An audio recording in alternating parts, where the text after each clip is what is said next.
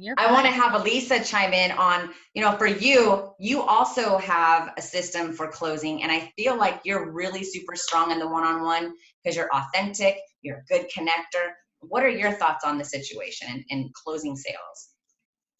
Yeah, guys, I freaking love closing sales. So I well, the know. entrepreneur doesn't, but I mean like selling in general, because here's the thing. When you are selling with somebody, what you're really doing is just diagnosing them. And I know it's so much easier to say now that I'm not in that, like, can't even pay for my kids' food, right? Like, because there was a point where I couldn't pay for my kids' food. And I was like, I know all these people are saying, just like, don't sell, just like be there for the customer and really help them and make it about them. And I couldn't grasp it. So wherever you're at, just please try to grasp as much as you can. I get it's easier said than done.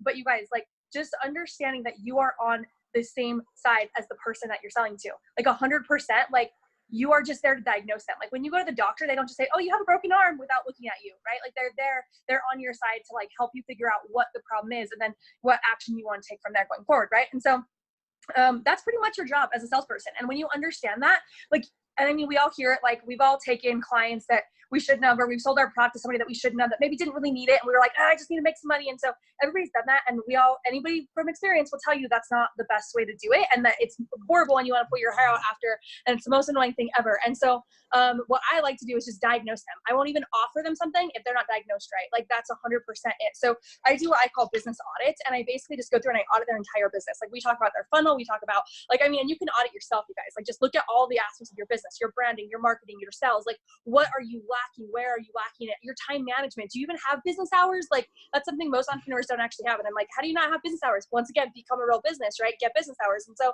I look at that and I audit them basically in all these areas. And if they're at a point where they're not making money and they're not taking their company super seriously, and like, I'm not even going to offer them into my high-end mastermind because it doesn't make sense for them to be there, because they're going to be around people who are like massively diving in. And that, not that that's bad. I just like to surround people with people who are actually moving.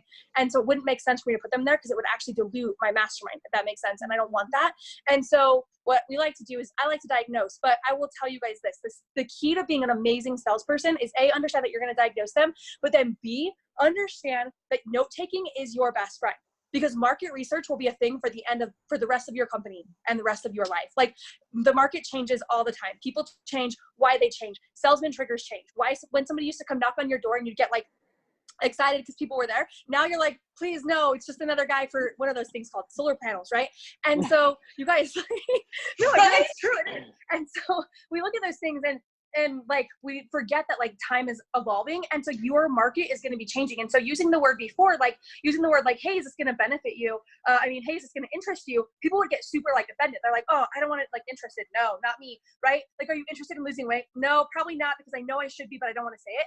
But if you switch your language, like, hey, would it benefit you to lose weight? People are like, well, kind of, yeah, I think I'd like that. And so just taking notes when you're talking to people will actually make you the best salesperson ever. And I totally don't know how much time we have, but you guys, I've never shared this with anybody but my high-end mastermind. So I'm going to tell you guys right now, when I take notes, how I take notes is literally 4 sections of my paper. I literally divide my paper into 4 and I take notes on that. I take notes on what fears are they feeling.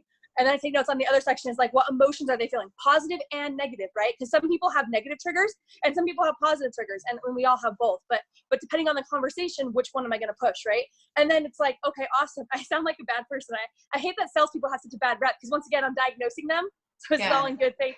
Use this with good, all the audience listening, let's use it with, kindness and love. But, and then the other side of the paper, what area can you help them in? So for me, it's business. So I write down all the things I know they need in business. Are they going to need a new funnel? Do they need to learn, some back end stuff? Do they need to put trackers in place, like time management? Like I write down all the holes that I see in them. Because let's say you're a health coach and you talk to somebody. It would be so easy to ask them, what does your diet look like? And they start to tell you and you're like, ooh, yeah, that's bad. Like if you're really an expert, you should be able to fill that square in the easiest. So for me, it's business. For you, it might be health or XYZ. And then the bottom one, let's see, mindset.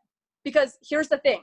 We get so good at doing one of these sections. We get good at poking people's fears. We get good at talking about all the things that they need. We get good at talking like, okay, what's your why? And we kind of are okay with that. Most salespeople aren't actually that good at it, that are mediocre sales. But when you get good at sales, you get really good at finding their motivator. But the key piece is the mindset shift. what Yeah. mindset shift do they need to have? Because they might already be thinking, I just hired a coach, I don't need another one. They might be thinking, well, I already know it all, or I can't invest anymore, right? And so knowing what mindset shift they need to change and then helping them change it. Like, I'm an honest person. I just say, awesome. Well, can I bring out some mindset things that I think are going to hurt you? Like, thinking that you only need one coach kind of sucks, because like, what if that coach isn't helping you in like building your funnel, right? But like, also, what if you need a health coach? And what if you need this coach? And so just to bring that to awareness in a conversation with them that's genuine, because once again, you're on their side. And so when you take notes and do the market research, it just works. People buy from you.